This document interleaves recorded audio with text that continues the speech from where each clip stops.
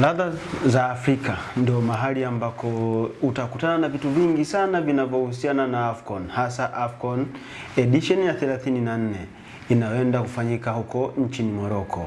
Leo kwa jicho la kiuchunguzi kabisa tunaenda kuangalia matukio yaliyotokea kwenye AFCON ya mwaka 2010. Kwenye mwaka ambao zikiwa zimesalia siku chache kabla ya mashindano kuanza, timu ya taifa ya Togo ilishambuliwa na majambazi wakiwa safarini kutokea Togo kuelekea nchini Angola. Watu wengi wakiwa tayari wameshaichagua Togo kuwa timu yao watakayoishabikia, hasa wale mashabiki wa Arsenal kwa sababu ya Emmanuel Shey Adebayo ambaye alikuwa akikiwasha kwa muda mrefu sana kwenye kikosi cha Arsenal akiwa kwenye ubora mkubwa, lakini kwa bahati isiyokuwa nzuri akakutana na mashambulizi ya majambazi, yeye na Togo yake wakawa hawajashiriki.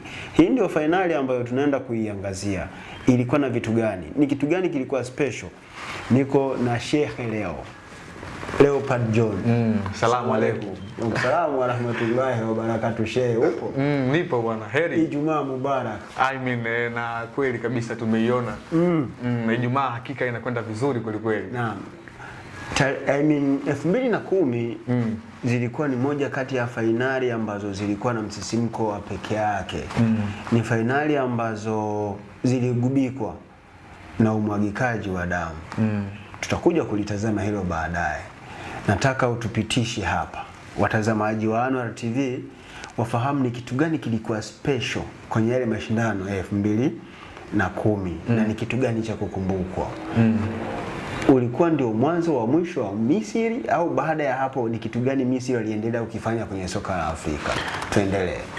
Of course mashindano ya 2010 ya mataifa ya Afrika yaani AFCON ambayo walifanyika katika nchi ya Angola, ukanda wa Kosafa, ukanda nambari 5 wa soka barani Afrika, kusini mwa bara la Afrika. Yaani Kosafa ni namba 5, halafu Sekafa ni namba 4. Yaani hiyo ni wanaanzia kuanzia UNAF, WAF, UNIFAC, Sekafa na Kosafa. Maana yake ni kuzingatia tu majina au wanaangalia ubora wa yale mataifa yanayounda. Yaani kwenye kuhesabu wameanzia juu kushuka chini. Kwa hiyo sisi central wanachozingatia hapa ni ubora wa nchi zilizopo kwenye hizi kanda kimpira, au ni majina tu aliamua kurenki hii zoni ya kwanza, hii zoni ya pili, zoni ya tatu. Wanaangalia kwanza asili ya taifa lenyewe lilipo and then wanakuja kupanga kwamba Sekafa itakaa hapa, lakini pia Kosafa itakaa hapa. Kwa hiyo kwenye kanda zile 5 za Afrika, Kosafa wao ndio kanda ya mwisho kwa kuangalia ile ranking kwamba wanaanzia UNAF ambao ni kaskazini, ambayo ina members 5 ambao ni Libya, Misri, Morocco, Algeria na Tunisia.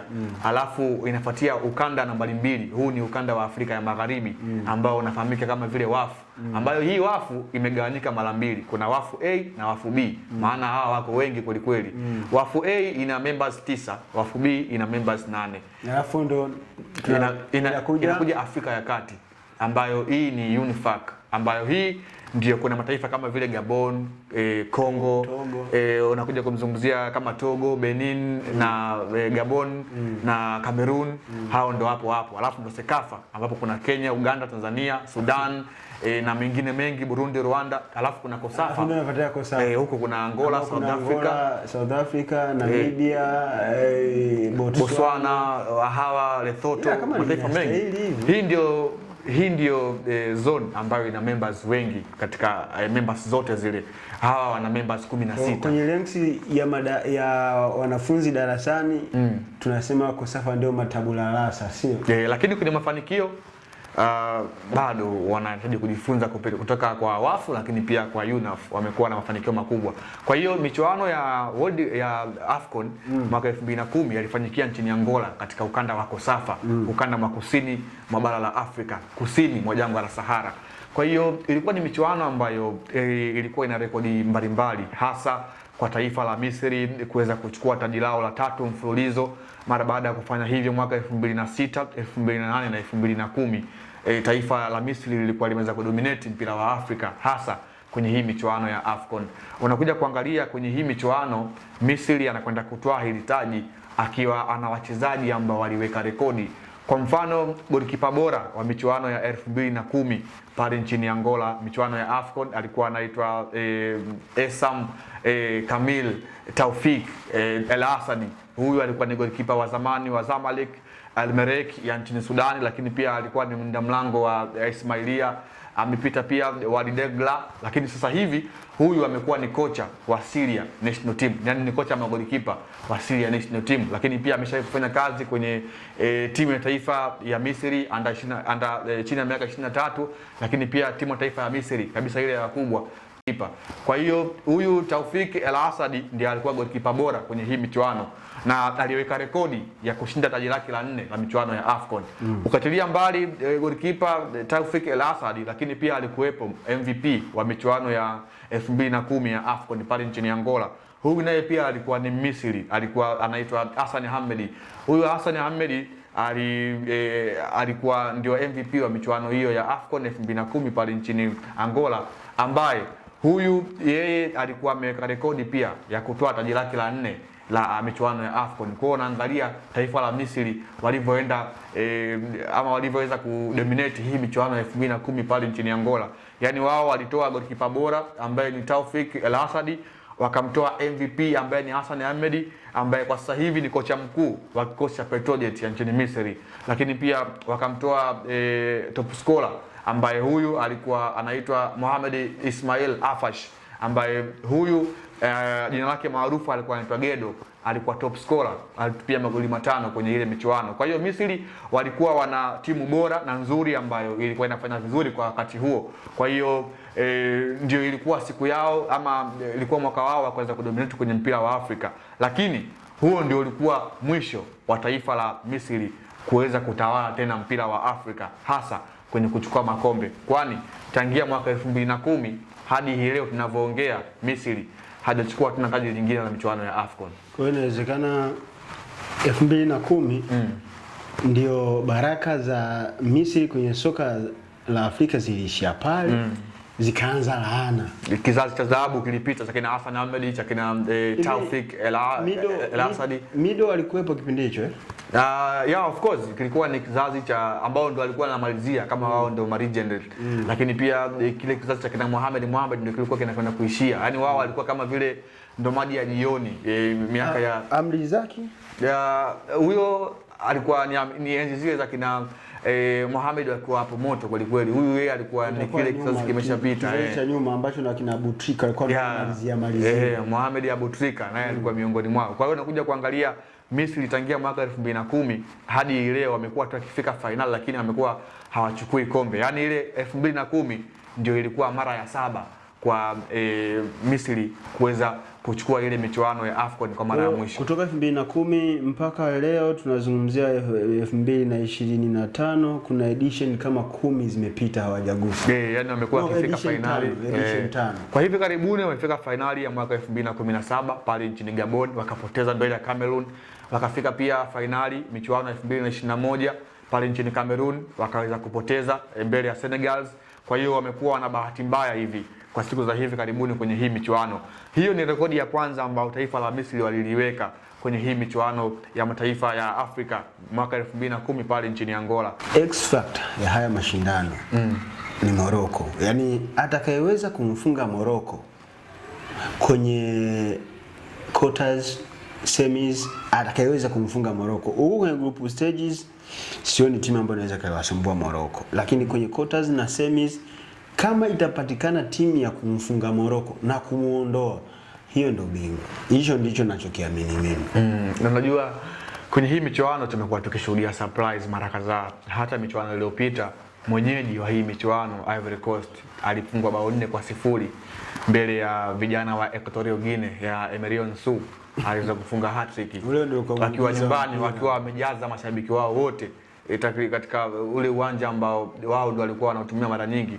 Walifungwa 4-0 kama vile waandaaji. Kwa hiyo surprise zimekuepo kwenye hii michuano. Though bado ni mapema sana, hatujaona the way ambavyo Morocco ataingia na falsafa gani kwenye hii michuano. Kwa hiyo tusubiri tuone and then tutakwenda kuendelea. Kwa hiyo kwenye michuano ya 2010 ya AFCON kulikuwa kuna rekodi nyingi, ukachilia mbali hiyo rekodi ya AFCON ya Misri kuweza kutoa taji lake la mwisho la michuano ya AFCON mwaka 2010, lakini pia kitu kingine ambacho kilikuwa ni kama vile kilipasua kichwa taifa la Afrika kwa wakati huo ni kile ambacho bara la Afrika ni kile ambacho kilitokea katika timu ya taifa ya Togo, ambapo umeweza kuelezea kwa ufupi wakati unaanza ukasema kwamba basi la timu ya Togo iliweza kushambuliwa. Ni wazi ikiwa imesalia siku kadhaa kabla ya kuanza kwa michuano ya AFCON pale nchini Angola 2010, basi la Togo lilikuwa linatoka safarini kuelekea kujiandaa na hiyo michuano, waliweza kushambuliwa na watu ambao wasiojulikana kwa mujibu wa taarifa ambazo zilitoka wakati huo. Ilikuwa ni kundi la waasi nchini Angola. Kile ilikuwa ni sehemu ambayo ilivuruga na kuzua taharuki hasa kwa nchi ya Angola, lakini pia bara la Afrika kwa ujumla. Ukikompea ule mwaka ndio ambao ilikuwa Afrika inahodhi michuano ya kombe la dunia ambayo ilifanyika Afrika ya Kusini. Michuano ya AFCON ilifanyika mwezi wa kwanza, alafu watu wakawa wanasubiria mwezi wa sita kombe la dunia liweze kuanza Afrika ya Kusini. Ikumbuke kwamba hawa wote wanatokea ukanda mmoja, ukanda wa Kosafa, yaani kusini mwa Afrika. Kwa hiyo kile ambacho kilitokea kilitia doa kwa sehemu moja ama nyingine soka la Angola, shirikisho la pale, lakini pia usalama wa michuano ukaonekana mdogo. Kwenye ile tukio ambalo lilitokea liliua watu watatu hapo. Lilimuua kocha msaidizi ambaye alipigwa risasi wa Togo wakati huo, lakini pia likamuua afisa habari wa timu ya taifa ya Togo wakati huo, lakini pia dereva lile basi ambaye alikuwa anaendesha naye pia alifariki pale, lakini pia wachezaji wengine 9 waliweza kujeruhiwa kutoka kwenye ile tukio la kishambulizi ambalo basi la timu ya taifa ya Togo iliweza kushambuliwa. Serikali ya Togo pale ikatoa tamko kwamba timu yao iweze kurejea nchini kwao, na rasmi Togo ikaweza kujitoa kwenye ile michuano ya AFCON mwaka 2010. Kwa hiyo unaona tukio zima lilivyokuwa wakati huo, na serikali ikaingilia kati na kuweza kuamuru timu yao kuto kushiriki kwenye ile michuano. Hilo ni tukio ambalo watu wengi, hasa watu wa Angola, hasa watu wa mpira ambao walikuwa wanatamani kuona, kama umezungumza wakati huo Adebayor alivyokuwa na kikosi cha Arsenal, watu wengi walikuwa wanamtarajia kwenda kumshuhudia kama sehemu ya kikosi kwenye ile michuano, lakini serikali ikaamuru waweze kujitoa, na rasmi Togo akajitoa kwenye hiyo michuano, na timu shiriki zikabakia 13 mara baada ya kuondoka kwa Togo. Kwa unavyotazama wewe, serikali ya Togo walikuwa sawa kuamua kuiengua timu yao kwenye mashindano kulingana na kile kilichowatokea, au wangetumia wao busara kidogo ambayo jamani yametokea, hao waliopata majeraha tutawauguza, nyinyi mliosalia endeleeni kulipambania taifa. Moja kwa moja hayo walikuwa ni masuala ya kidiplomasia. Kwa hiyo ndio maana serikali ya Togo ikaamuru kikosi chake cha wachezaji ambao walisafiri kuelekea nchini Angola kuweza kurejea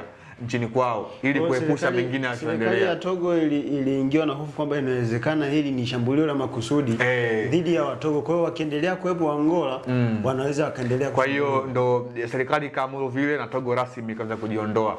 Hilo ni tukio la pili ambalo Waafrika hawataweza kulisahau kwenye michuano ya AFCON 2010 pale nchini Angola. Lakini tukio lingine kwenye hiyo michuano katika mchezo wa kwanza wa michuano hiyo ya AFCON pale nchini Angola 2010, timu ya taifa ya Angola ikiwa uwanjani katika mchezo wake wa kwanza dhidi ya Mali. Mchezo wa kwanza Mali alikuwa kwenye ule mchezo aliingia kama vile hakuwa amejiandaa vizuri. Kwa hiyo mpaka dakika 74 timu ya taifa ya Angola ilikuwa mbele kwa bao 4-0. Uwanja ukalipuka vibaya mno, kana kwamba watu walikuwa wanashangilia timu yao ya Angola imefanya vizuri. Lakini kwenye ule mchezo zilikuwa zimesalia dakika 16, huwezi amini Mali wakakomboa magoli yote 4 na mchezo kuweza kuisha 4-4. Kwa hiyo hilo ni tukio ambalo linaishi katika michuano ya AFCON 2010 pale nchini Angola, ambayo Angola ilipata sare ya 4-4 dhidi ya Mali, ambapo Mali yeye alifanya comeback ya goli 4. Sio mchezo, ni historia ambayo imewekwa kwenye hiyo michuano. Huu mwaka Angola wapo kwenye mashindano haya. Angola of course ni sehemu ya timu ambayo inakwenda kushiriki, na kikosi chao nimekiona Tumeona baadhi ya wachezaji ambao wengi wao wako kwenye vikosi vya Petros, Leo Athletic walijumuishwa, kama mlinda lango wa Petro Hugo Marcus yupo kwenye kikosi. Kwa hiyo nao pia wanashiriki kwenye michuano ya mwaka huu pale nchini Morocco. Tutegemee wanaweza kaja na testi ya tofauti na hichi kilichowakuta mwaka 2010 cha kuongoza kwa goli 4 then zikaja kurudishwa goli zote 4, wakatoka sare ya goli 4-4. Tutegemee Angola bora zaidi kuliko hii. Angola wamekuwa wanatoa surprise kwenye hii michuano. Angola imekuwa sio timu mshiriki kwa wakati huu kwenye hii michuano, wamekuwa wanatoa ushindani mkali kweli kweli. Maana hawa wana wachezaji ambao wengi wao wako barani Ulaya na barani Asia wakiwa wanacheza mpira. Yaani wao kuchukua wachezaji kutoka kwenye ligi yao inakuwa ni mara chache sana. Yaani ni baadhi tu ya wachezaji, ila wengi wao wanakuwa wanashiriki katika ligi kuu, ligi mbalimbali barani Ulaya lakini pia Asia. Ndio maana ligi yao ni bora kwenye ligi top 10 ya ligi bora barani Afrika. Angola nayo ipo, lakini wao wachezaji wao wengi wamekuwa wanatoka nje. Kwa hiyo ni timu ambayo sio ya kuchukulia mchekea kwenye hii michuano. Ni timu ambayo huenda wakaenda kufanya vizuri pia kwenye hii michuano. Tuiangalie Mali ambayo wao ndio waliokomboa hizo goli 4. Mali ambayo ina Djigui Diarra, protector wa Young Africans. Tunaitegemea Mali ya aina gani? Mali bora hii iliyokomboa goli 4 kutoka kwenye deficit ya bao 4 mpaka dakika ya almost ya 78, then wakaja kugomboa goli zote 4, au tuitegemee Mali ya aina gani ambayo inaenda kushiriki edition hii ya 34? Kama nakumbuka vizuri, Mali msimu uliopita wa AFCON pale nchini Ivory Coast waliishia hatua ya 16 bora, of course wakaondoshwa. Ilikuwa robo. Ni robo, wakaondoshwa na Ivory Coast, nakumbuka kwenye ule mchezo. Ivory Coast ilikuwa South Africa. Ni South Africa Kama sikosea. Waliondoshwa kwenye ile michuano. Kwa hiyo unakuja kuangalia ni timu ambayo wao makundi wamekuwa ni sehemu ya kupita tu. Kwa hiyo wao AFCON wanawaza kuanzia robo finali na kuendelea. Kwa hiyo ni taifa ambalo kwenye hii michuano wamekuwa hawazungumzi sana, lakini kwenye wale majanti wa soka la Afrika, hasa ukanda wa Afrika ya Magharibi, Mali nao pia wamekuwa wana wachezaji kwanza wazuri ambao wanafanya vizuri pia barani Ulaya, lakini pia wamekuwa wana wachezaji ambao wana vipaji vikubwa sio tu barani Ulaya, hata pia barani Afrika. Ndio maana unaona kwenye ligi yetu wachezaji raia wa Mali wako wengi kwa kiasi. Kwa hiyo ni timu ambayo kwenye michuano ya AFCON wamekuwa wana mwendelezo mzuri kutoka sehemu ya makundi mpaka kwenda 16 bora au robo finali. Wao ndio wamekuwa wanaiwaza kwa upana. Kwa hiyo Mali nao pia japokuwa wamekuwa hapa nafasi kubwa, lakini ni miongoni mwa timu ambazo huenda zikanogesha haya mashindano kwa sehemu moja ama nyingine.